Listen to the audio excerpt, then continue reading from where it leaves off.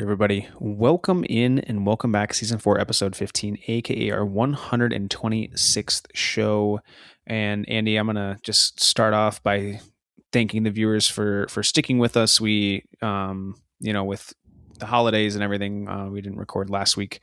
With some of your travels, we don't have camera access for you, so you guys get to look at my ugly mug for today's podcast. Yeah. I was always told by everyone I knew, my mom, my dad, my fiance, that I have more of a face for just audio listening to. So I'm going to do what they recommend. But yes. Oh, I Yeah. forgot. I forgot you still have those. That was good. I knew that was coming, so I'm just like, I'm ready for this. You did look very sneaky on camera. You looked very sneaky on camera. Like, I don't know what's going on here. But yes, we're down in southwest Ohio by basically the Appalachians, by Athens, Ohio, and basically by University of Ohio. So we are in the thick of it. Did happen to see a bear the other day, which was pretty awesome. So really Nice. happy for that. Always wanted that experience. So yeah, that was kind of cool to see. But all that being said, really Nice. we're here for the soccer after all these festive fixtures, and probably no more festive fixture and a more festive fan, I think, this season than to be a Barcelona fan. So Paul, tell me how Barcelona Yeah. fared on their festive fixture. Yeah. So our festive fixture was actually before the festivities because La Liga shuts down for the week of Christmas, which is very nice. Love So that. Barcelona did end up getting a two. Yeah. Yeah. It's nice for the players and everything, and everybody gets kind of a break and spends holidays with the family and whatnot. But yeah, so Barcelona got I would call it a not so comfortable 2-0 win against a scrappy Villarreal team. Mm. And I guess it would be Villarreal if I'm going to actually use my Spanish accent. I say that because my coworker and I will speak Spanish sometimes, and she always Mm. gets on me when I pronounce a name in Spanish like I have an English accent. So Oh, sure. I'm Yeah. gonna try to do better about that. Hey, So, all good. We're but yeah, nearing the new so year for a New Year's resolution. Love the fact you're looking to exactly, improve yourself, yep, my man. exactly. So yes, always, always, always, always.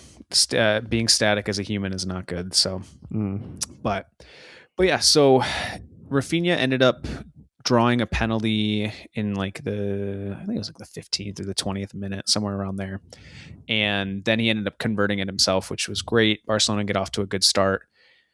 And then about 5 minutes before halftime, Lamine Yamal just gets absolutely taken out by defender Veiga. He has a horrific tackle. It is seconds late, nowhere near the ball.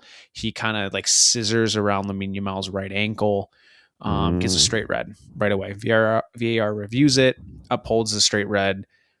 And when I first saw it, when I saw it in slow mo, I was like, I think they're going to bring this back to a yellow. But when you watch Mm. it in real time, it is so late, Mm. and it's one of those tackles where I think 2 years ago, either last season or 2 years ago, they've really crunched down on players who kind of form that V with their legs and they wrap around the opponent's leg when they make a tackle to Mm. try to avoid broken legs, torn ACL, MCL, LCL, PCL, whatever it might be, of those collateral ligaments, broken ankles, torn ligaments in the ankle, trying to prevent those kind of injuries, right? So luckily, Lamine Yamal was not seriously hurt in that, and he was able to shake it off. Mm. But Villarreal goes down to 10 men after that, and creates some chances here and there, but nothing that amounts to a goal. Mm. And Lamine Yamal ends up scoring in like the 65th, 70th minute with it was Andy, it was like U10 soccer Mm. where the ball gets played in the box. Frankie de Jong misses it. It falls to Lewandowski while kind of in the air. He swings and whiffs it on a volley attempt. The ball falls to Frankie de Jong. He goes to pass it, but then stops because there's a defender there. The defender gets nowhere near the ball, and then Frankie lays it off to Lamine, who kind of like Mm. toe pokes it through a defender's legs into the back of the net. Like Lamine Mm. Yamal's shot was really nice, everything else leading up to it was just, U10 chaos is what it looked like in the box. Yeah.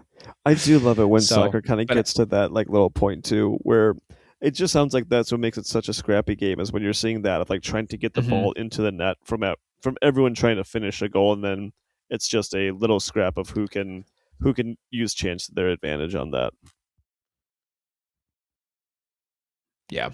Yeah. So Barcelona get a 2-0 win. Andy, I'm going to say Joan Garcia is a top 5 goalkeeper in the world right now.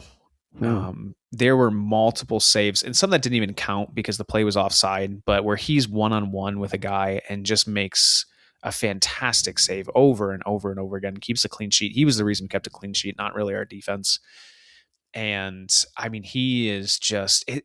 I tell Z this every time. Chesney was great last season. He was very Hmm. serviceable, but watching a young athletic goalkeeper play at the top of the top of the soccer level that a goalie can play is Hmm. just so fun to watch. Hmm. Yeah. And it's so big, I think, too, for a club to know that where your goalkeeper is going to save you, like because there can be times where other teams have worldies, but if you have a world-beating goalkeeper, you can stop a team from having one moment of brilliance that can like completely knock you out of a game. Yeah. Yeah, and it's I feel like Barcelona, like we've had great goalkeepers. Valdez in his prime was great, but I didn't really get to see him. Ter Stegen in his prime was great and definitely had, some of those kind of games. And Claudio Bravo, he was kind of more on the tail end of his career, so athleticism isn't, exactly up there. But it brings to mind watching like Mehmet Ochoa, Gigi Hmm. Buffon, Manuel Neuer, Donnarumma, these guys that Yeah. are, even Courtois, during his prime, Hmm. For just sure. watching these guys and you're just like, oh my gosh, like some of these saves that they're making, it's like, how? Yeah, it's So, otherworldly. It's otherworldly. Seeing like their reflexes mhm, and how much they can stretch. It really is fascinating. It is so fascinating to watch a great goalkeeper in action, and mhm, yeah, sometimes doesn't get appreciated. yeah, But when you do see it, and you definitely see it like in certain games where they're just on fire and like nothing can get past them. It's really really exceptional. yeah, definitely. Definitely, yeah. And then the Barcelona's next fixture coming up this weekend against Espanyol. It's a Barcelona derby. It's going to be really interesting. It's at Espanyol, and they are trying to figure out how to keep Joan Garcia safe because he actually came over from Espanyol in the summer, and the Mm, fans are not happy about it because it's a cross-town rival. yeah. So I don't know what Villa um, or what Espanyol is going to do to protect Joan Garcia, but there's going to be some fireworks in this game, Andy, 100%. I can I could sense that. I guess are you how worried are you about Joan Garcia for the game and how that might affect his mental state heading into the game? I don't worry about him because he's very cool, calm, and collected. I think once the game starts, he's just going to be in it, and I'm not too worried about his safety. La Liga itself, of the top 5 leagues, I don't think is up there for some of the more dangerous things that could happen. Given this situation, but I think once the game starts, I think he's going to be fine. Hmm. I think he'll just be he's very cool, calm, and collected. He doesn't get super emotional. He Yeah. just he just goes out there and plays. He honestly his kind of demeanor, how he carries himself reminds me a lot of Pedri. Okay. Yeah. And, just kind of even keeled, he doesn't get too high, doesn't get too low. He just goes out and plays. Yeah. Which I honestly sounds perfect for that's what I kind of imagine you would expect in a goalkeeper is just someone who has that calmness about him and has that confidence about him too, like that calm confidence Yeah. that they can kind of take care of anything that Yeah. comes their way. So having that in your corner, I think is big, especially like with how your defense has been this year. Of like sometimes it's been kind of like up Mm-hmm. and down a little bit. At least having that goalkeeper that any of the center backs or like wing backs or fullbacks can look back and see that their goalkeeper is a solid goalkeeper that they can trust. That I think is one of the reasons why you're Mm-hmm. top of the league. I think. Yeah, yeah, I would agree. And the fact you hit the nail on the head. And I know people have been worried about Barcelona this season with first half of the year, maybe not some great results in the Champions League, so not some great results in the league. But I mean, we're in a way better spot in the league at this point of the year than we were last year. A Definitely. little bit behind in the Champions League, but we're very much fine in both leagues. Hmm. It's like we don't again, and I mentioned this last year when we kind of had that slide towards the end of the first half of the season. Hmm. You don't have to be playing your best ball now. You got to be playing your best Oh ball in no. March, April, May. Yeah. Oh yeah. Like you just need to kind of get. You need to be playing well. You don't have to be playing great or world beating. You just have to be Yep. playing well and like winning your matches at this point of the season, I think. Yep. Yep. Absolutely. Absolutely. So, Andy, speaking of, playing well and winning matchups, I see we had some mixed results for United over the last 2 weeks. Yeah, so unfortunately, as you know, in England, their festive fixtures list makes a very condensed list during the time, which is very different than the rest of even Europe, um, which we'll kind of get into a Mm-hmm. little bit actually for the Superduds. But in general, a little bit of a mixed bag for United. One of probably the most frustrating watches I had was watching Aston Villa end up beating United at Villa Park 2-1. This was a game that honestly to me looked like we absolutely should have won this game. We were, I think, hands down the better team, created better chances, Mm-hmm. passed the ball a heck of a lot better. I don't know if necessarily controlled the game, but dominated the game in what we were able to create. We just did not finish our chances. I know Cunha missed a couple chances. I think Sheshko missed a couple of chances as well. So things just didn't seem to be going our way. I mean, Martinez, I think, had a good game. He didn't have a great game, I think, but it was enough to put us, I guess, off a little bit. But there's a player for Aston Villa who's really, I think, one of the reasons why they are third in the league. His name's Morgan Rogers. And man, it's just like everything he hit just turned to gold. Like he hit an incredibly, Mm-hmm. incredibly tough um yeah, a tough ball into the like top right corner of the net. Maybe Lamens on a should have done a little bit better on maybe both goals. Actually, more for the second goal that he scored. This one was off, I think a free kick, and the ball was pretty centered in the net. So you're kind of asking a question of if Lamens should have done a little bit better. Lamens is that younger player, and I think maybe he just had his feet just a little bit off timed and a little bit offset for that. It just felt kind of unfortunate because United had played so much better. Mm-hmm. And kind of leading into that, it feels, heading into this fixture season, we've had a lot of ups and downs of draws and wins, and like you're looking for that consistency. And it looks like our performances are consistent, but our results aren't, and that can get very frustrating. Sure. Um, and heading into losing a couple of our big players in Mbuemo and Ahmad and Mazraoui for the Africa Cup of Nations that's happening right now, made it kind of like Mm-hmm. just really frustrating. I don't think the fan base was really upset, but I think just very, very frustrated that we didn't get a result on a Sure. game we should have beat against a team that was not better than us, but we just have someone that was, playing as if like their crap didn't stink and anything they touched turned to gold. So that was a frustrating watch there. But head into Boxing Day, heading against Newcastle. Um, Is Newcastle, I Boxing think, Day the day after Christmas? yes, Boxing Day is the day after Christmas. Thank you Okay. for, yeah, Okay. thank you Thank you. for confirming that. So, which ended up being No, the you only confirmed Boxing it. Day. Thank you. um, the only we were apparently the only Boxing Day match in the Premier League, given Mm-hmm. how the schedule kind of worked out, which is really stupid in my opinion. But we'll get to that later.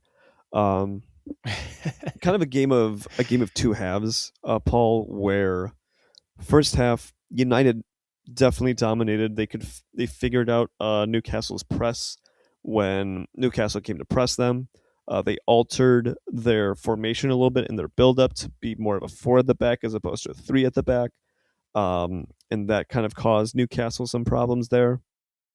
And our first goal came from, I guess, kind of you would say, or first and the only goal of the game came from a set piece where Diogo Dallo does a long ball on the right side of the, let's say, right side of the pitch, throwing it in. Newcastle defender clears it with his head, but it just goes straight up. And Patrick Dorgu, usually our one of our wingbacks on the left side, was playing the right wing for this game. He comes across the box and just hits it first time with his left foot as he's running across the box, hitting it towards goal. Yep. Wraps around a defender, nestles in the net like Aaron Ramsey. No, not Aaron Ramsey. The heck's his name? Doesn't matter.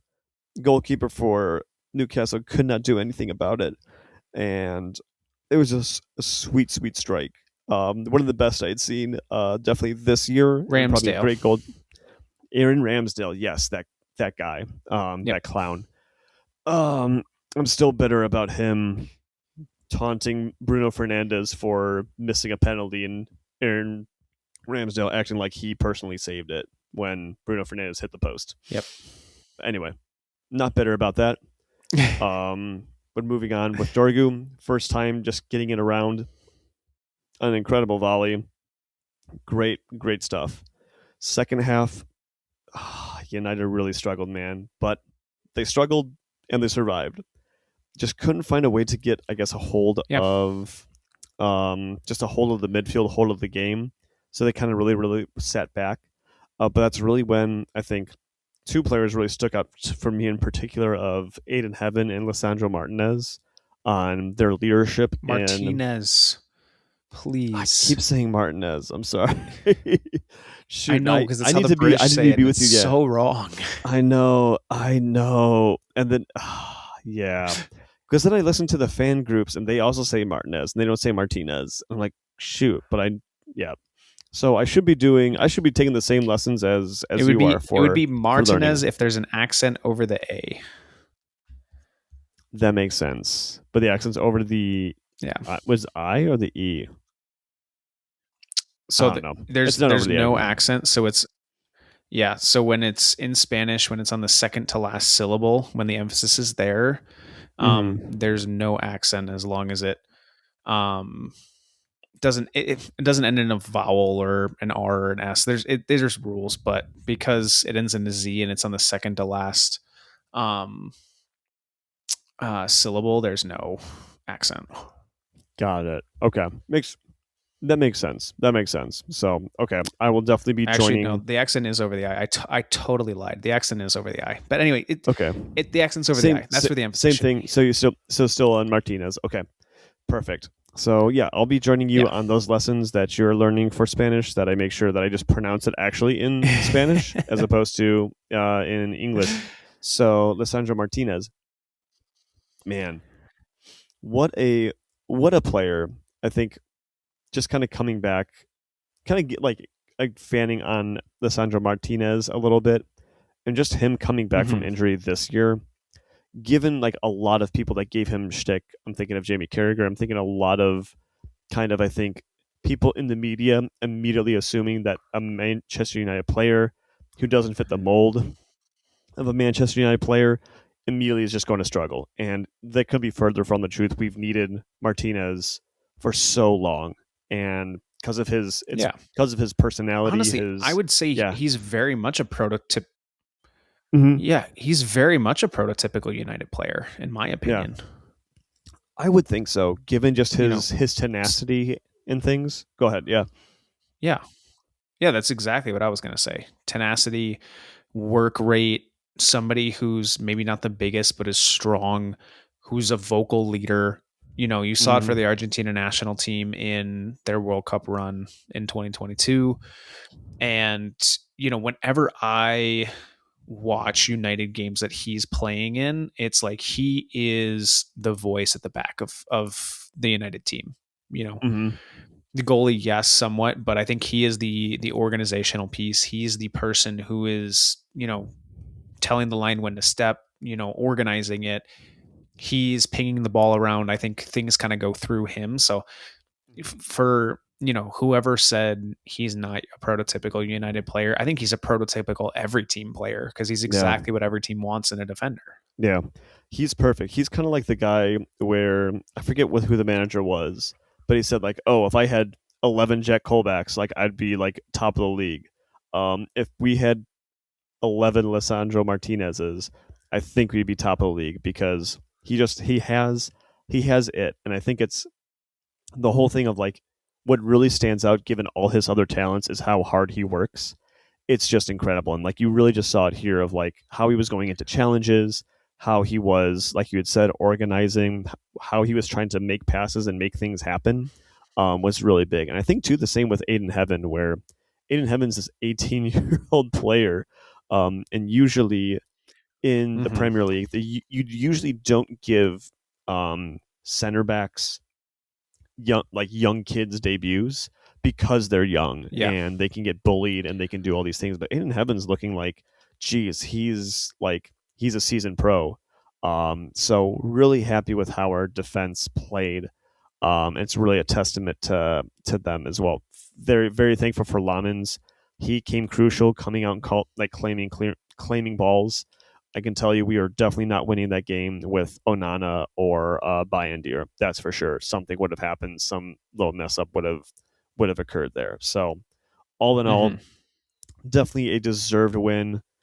Given that probably Newcastle could have had a goal, but they didn't. For all their possession, they didn't necessarily create a whole ton once they got into the final third. And if there was a chance, they just never Yeah. finished. So if you're not putting it on target, I don't think you deserve to win. So finally, good to get a goal, good to get a win and a clean sheet at home for United. That was kind of a rarity. So really looking forward to I think our game tomorrow against Wolves, to kind of end out I think that ends out the year for us and to kind of get some momentum coming back again. So, with that, Paul, that kind of concludes that aspect of our two teams. That's our vibes going there. I'd say pretty positive, pretty festive for the most part. Let's go in and check Mm-hmm. in with the Bundesliga.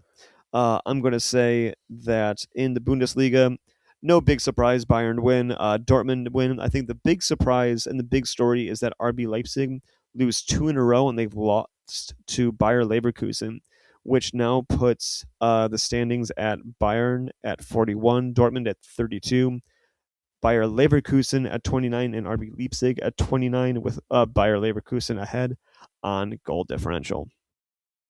So kind of a Crown him, big Andy. shift there, Paul. Crown them already, you're saying? Yeah. Yeah. Crown him, dude. Like Bayern dropped what? 2 points? Was it two, three, Yeah.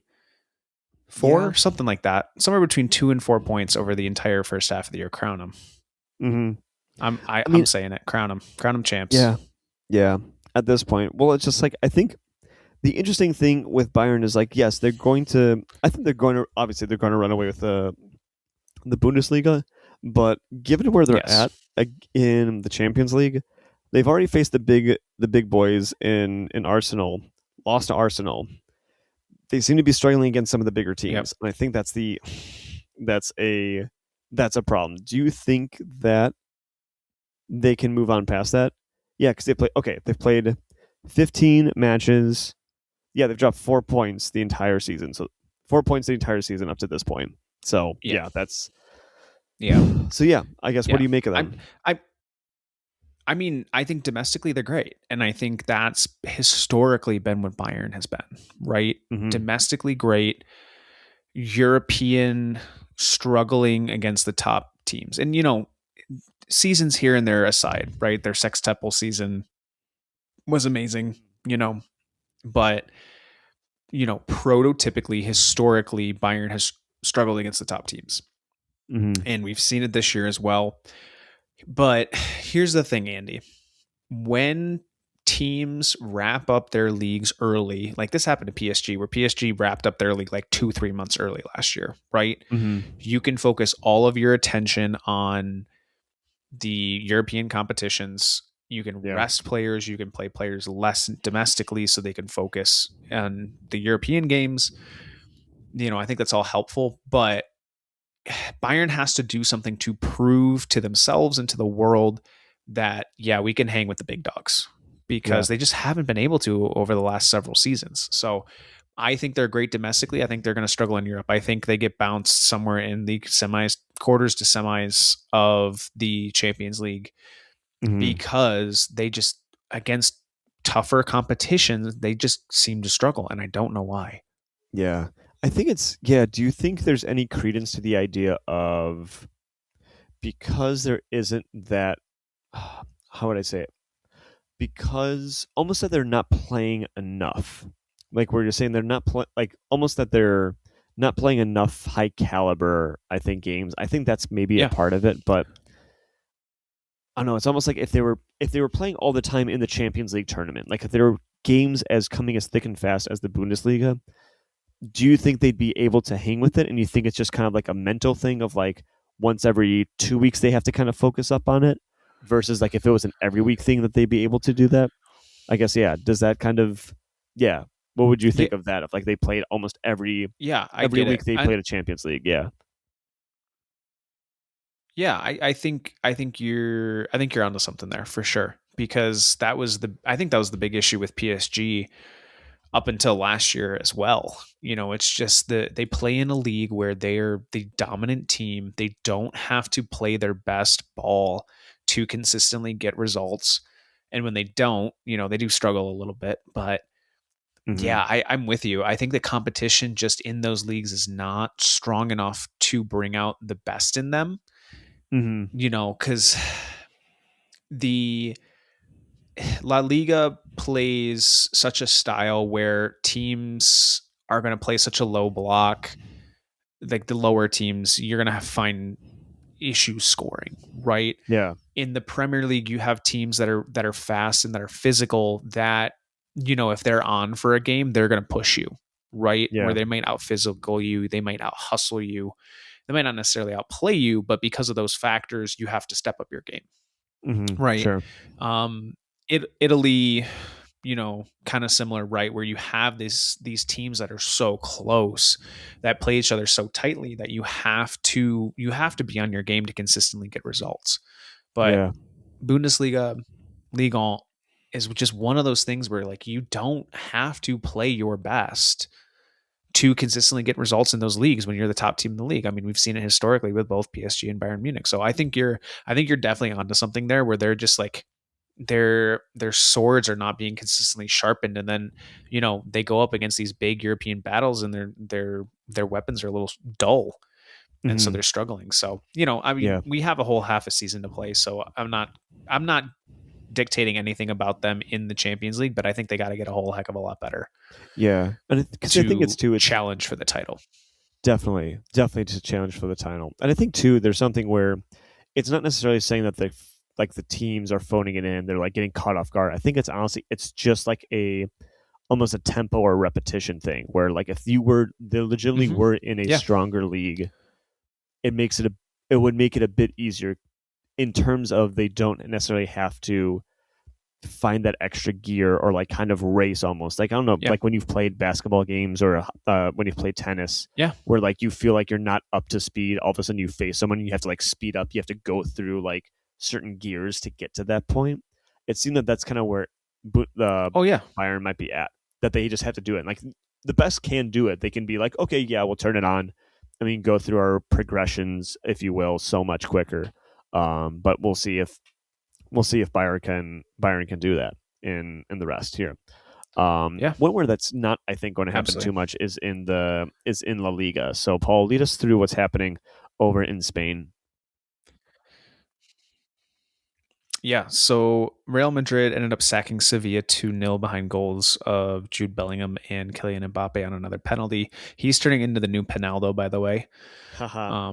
It's I think they're crowning him M penalty, something like that. That's awesome. You know, he's scored so many goals from penalties this year, Andy. It's unbelievable. Yeah, Um, but yeah, and then Atletico Madrid, they ended up gashing Girona 3-0, that is a and gash. Villarreal played against Barca. Say again? That was a gash. Looking at that score line of 3-0, that's a deep wound Yes. to Girona. Yeah. Yeah, absolutely. So where that means the teams sit with the standings is Barcelona 46, Real Madrid 42, Atletico Madrid 37. Villarreal is in fourth with 35, but they do have those two games in hand. So max would be able to get to the 41 if they get two wins with those two games. So they definitely take a step back with the loss to Barcelona. An interesting stat here, Andy. So against top La Liga competition, so the top five teams, so they're one of the top five teams, right? Mm-hmm. They have only mustered 3 points, and that was against Athletic Club Woof. Bilbao against the top five teams. So Villarreal, very scary for mid to bottom teams in La Liga, but against the top dogs, they just have not had it. Yeah. So yeah, it sounds like honestly with them, they'll probably get into top four, but it sounds like they're not really title contenders in terms of this. Just looking if they could beat everyone below them, but can't beat anyone above them.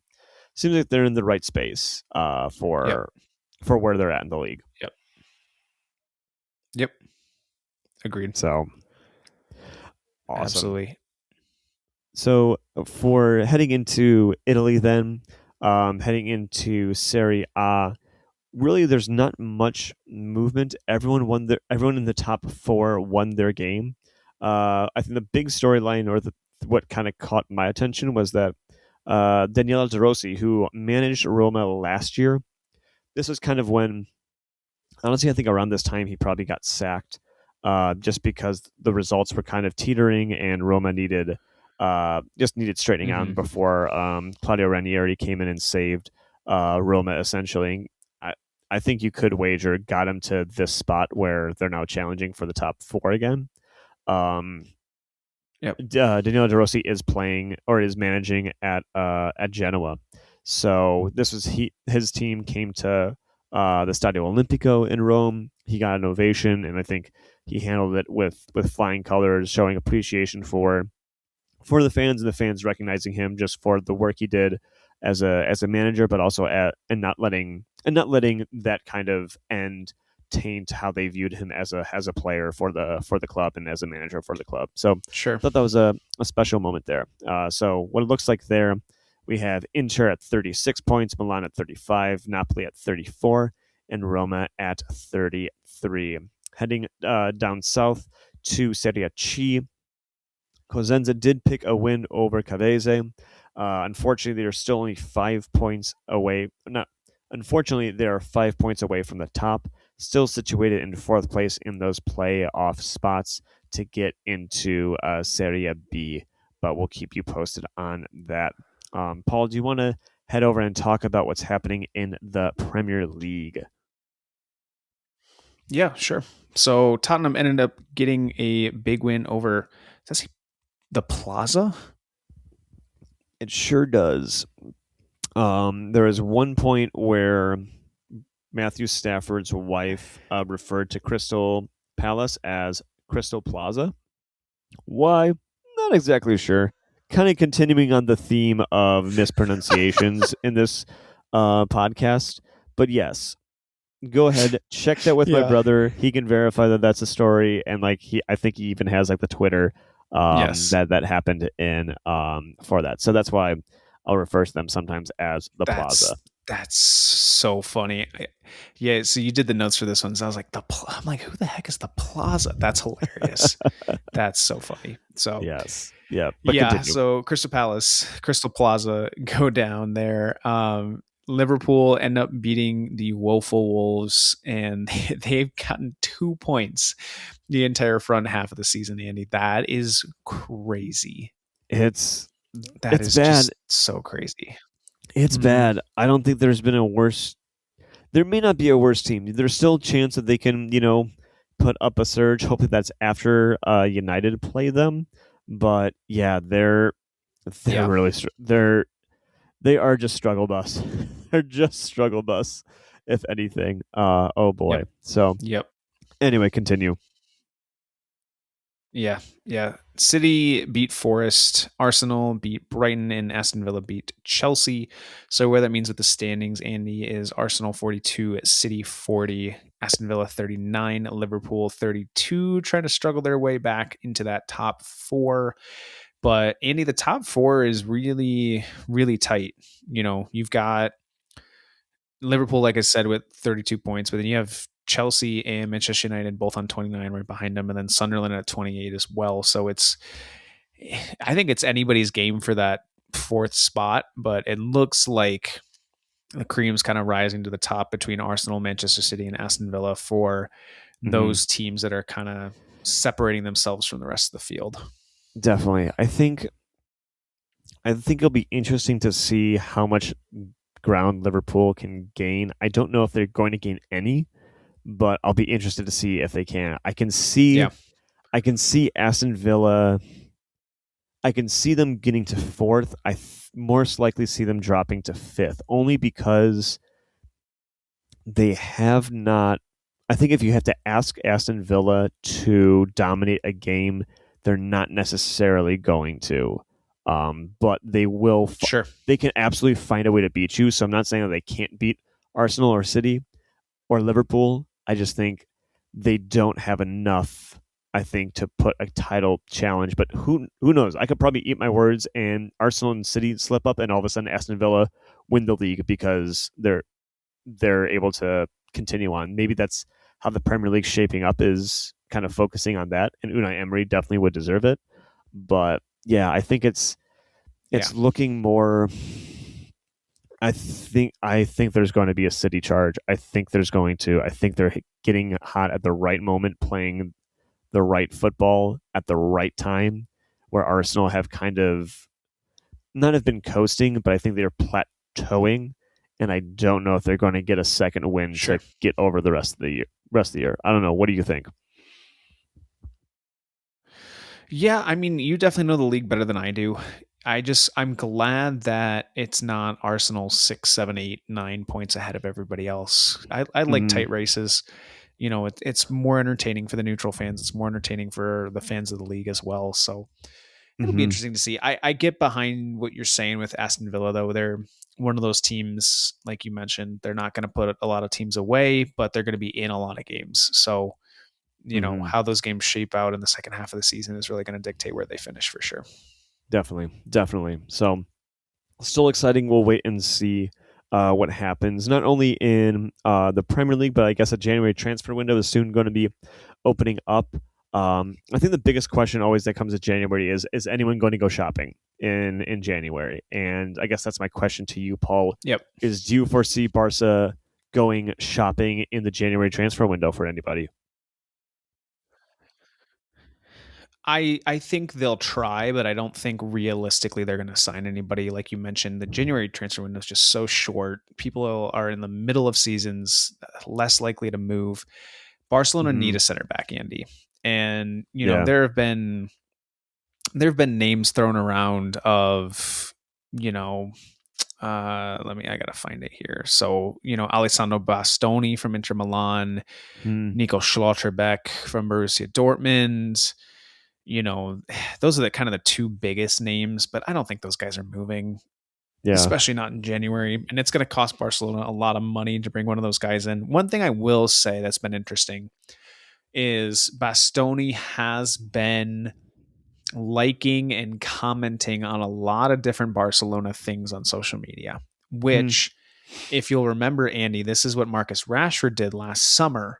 yeah. Is he just bombed anything Barcelona. He was bombing into the comments, liking, like, just being that being that annoying little brother, just hanging around until somebody says, yeah, you can play with us, kind of thing, Yeah. Yeah. So I don't think anything's going to happen in January. I think Bastoni would be the one who I would want, because I think Mm-hmm.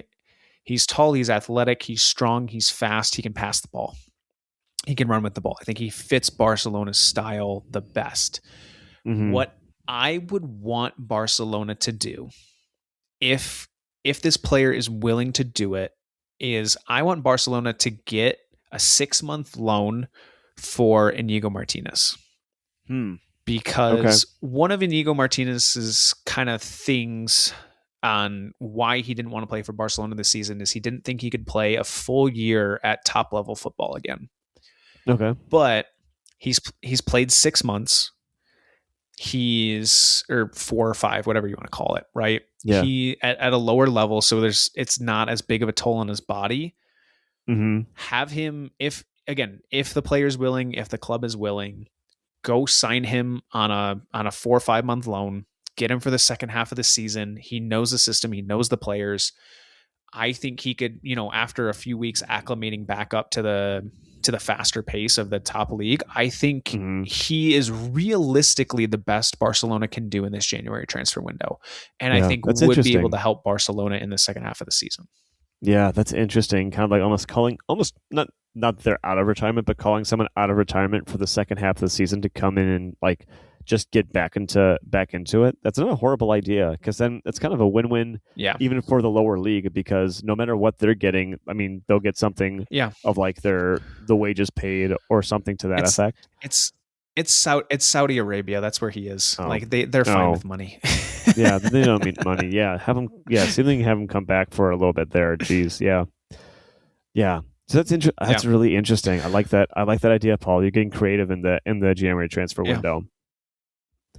Yeah. I mean, like I said, you mentioned it. Nobody moves in January, so go out and try to loan a player for 4 or 5 months, and see if you can get them. And if not, then whatever. It didn't work, but like he proved it last season. I think he could do it again. It cannot be worse than what's happening right now.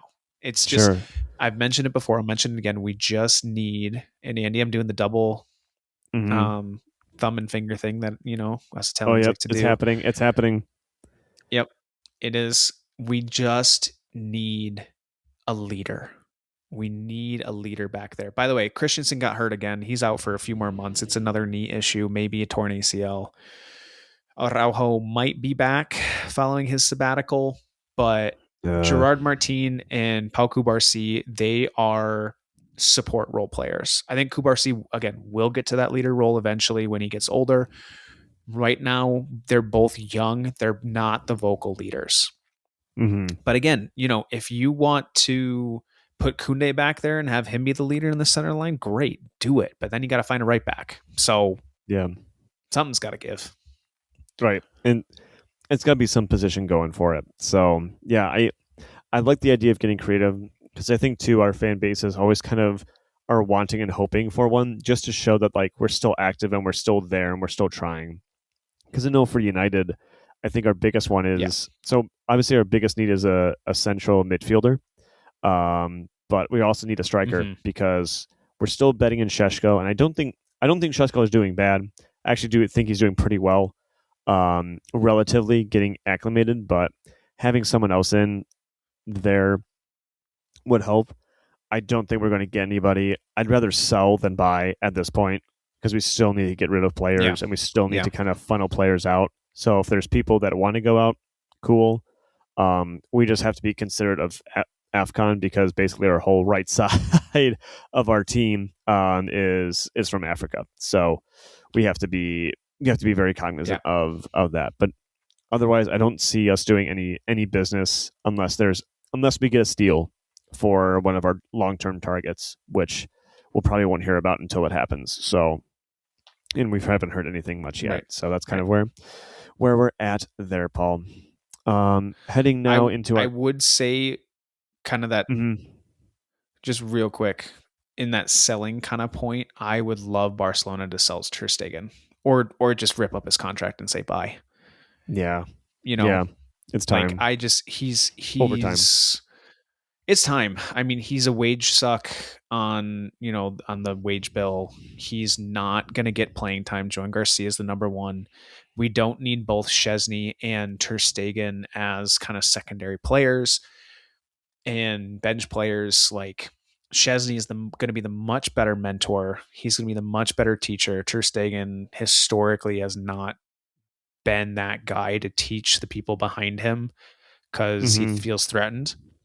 Mm-hmm. Whereas Chesney's like, I don't care. Like, I came basically out of retirement to help Barcelona last season. Like, I'll Yeah. mentor the younger guys, you know? Yeah. For sure. So, um, but yeah, it's one of those things where like I would love to see him go. Just buy. I've been done with him for a while. There were Mm-hmm. reports, rumors, I should say, not even reports, rumors that Hansi Flick has determined with the Copa del Rey game that happened a couple of weeks ago that he told Ter Stegen that Chesney was going to start the game, and then the next day it was all in the Spanish papers that Chesney was starting, but Hansi lied to Ter Stegen, and Ter Stegen was actually Mm-hmm. going to start, but he was trying to figure out who the mole was that was releasing information to the Spanish Wow. media. But it's Andy, it's rumors. It's all Mm-hmm. rumors. Nothing is set in stone. You know, things have kind of died down with the holidays. That hasn't ramped up. So to me, very much rumors. Yeah. So I'm not putting any eggs in any of those baskets. But if any inkling of that is even close to true, I mean the guy should be gone. So 100%. Yeah, I know we've talked about it in the past where he needs to go, and like honestly, it could even yeah. help the camp even more so. So, excuse me. Mm-hmm. Yep. So heading into that. All right, Paul. Now heading into our favorite segment, our super subs and duds. I want to hear your choices and explanations for both your super sub for this week and then super dud for the week. For sure. Yeah, I think the super sub, I'm going to give it to La Liga for being one of the few leagues. I'm going all sports. We had so many games Mm-hmm. of football, basketball, hockey, soccer, of just all these sports that were played in and around the holidays, whether it was on Christmas, day before, day after, whatever it might be. I'm just glad that La Liga let players rest. They let them take breaks with their families, be with families for the holidays. It's like I don't need sports every day. I need Mm-hmm. a break too. Just Mm-hmm. let they're humans first, they're football players second. Let Yep. them have time with their families. You know, Mm-hmm. it's just it was really nice. It's just nice, and it's I follow some of the players on social media, so it's nice to see some of the different vacations they took, or family photos, time around the holidays, just with their loved ones. It's just really great to see. Mm-hmm. Definitely. Oh, Definitely. and then Raphinha. Actually, Raphinha's also getting a super sub. He flew to Brazil and did a huge toy giveaway. Hmm. In I don't remember what city it was in Brazil. It might have been his hometown where he's from, but just giving out just hundreds of toys to kids down there, and it was just really great to see. Love that. Absolutely love that. Good for him. Good for him there. So Yep. glad you started nice and festive. Super dud, Paul. Any ones you want to share? Oh, oh yeah, it's Renato Veiga for his horror show of a tackle on Lamine Yamal. I mean, that Mm-hmm. was just. I don't know if you saw it, Andy. If you didn't, you need to go back and watch it. And you watch it in real time, not in slow mo, because it doesn't look as bad in slow mo. But it's Yeah. just so late and so bad. Mm-hmm. Like nobody should be tackled like that. But if you're going after a team's star player in that way, like Barcelona's reactions were very valid, and I'm surprised there was not more shoving and other things. But I think the referee showing a red card right away helped the situation. Yeah. So yeah, it was bad. Definitely. It was bad. Yeah. That's can't have that. Can't have that, especially for Christmas. There's different kind of cards you want to get for Christmas, and that's not a red card is not one of them. Yeah. So Yeah. I'll Yep. kind of go for my super dead Paul. I'll kind of piggyback off the super sub where and you had mentioned for letting players rest over the holidays. I am very much for letting a player rest. I think of the Premier League, what I think it Mm-hmm. should be is toning down the games around Boxing Day to allow for a game on Boxing Day. Mm-hmm. Only because like that is it's a traditional thing. It's kind of like it's like this is like football and Thanksgiving, like that tradition. Like people either go play Yep. football or they'll go to watch the game, and that's their tradition. That's the tradition in most part in Mm-hmm. England, is you go and you watch a football game. So I think that's kind of tied in. This year with the schedule, they only had one, and I just think that kind of can really stink. Like traditions like that matter because you're surrounding yourself with family, friends, and trying to build memories. It's really hard to do that when that switches up, and the reason for Mm-hmm. that is, they want other things want to make money elsewhere, and that's not. I don't Mm-hmm. particularly like that of nixing the fan that really drives the sport. So that's going to be my super dud for this week. But to end on a positive note, I think I have to give the super sub to Ollie Watkins. He actually came off the bench to score Aston Villa's two winning goals against Chelsea. Kind of further, I think, even cementing his choice for last year's Euros, or the Euros 2 years ago, seeing Ollie Watkins and him performing now. Just seeing what Unai Emery's been able to do on that, Paul. Yeah. Yeah, it's fantastic. Absolutely. So that kind of is going to wrap us up here, everyone. We'll be back next week to see how United and Barcelona fare on their next week's games. But thanks for hanging with us, and guys, have a very happy New Year. Hope you had a wonderful Christmas with your families and loved ones, celebrating all your traditions there. But until then, I have been Andy. Paul has been Paul, and with that, I'm wishing you all a big old bye. Bye.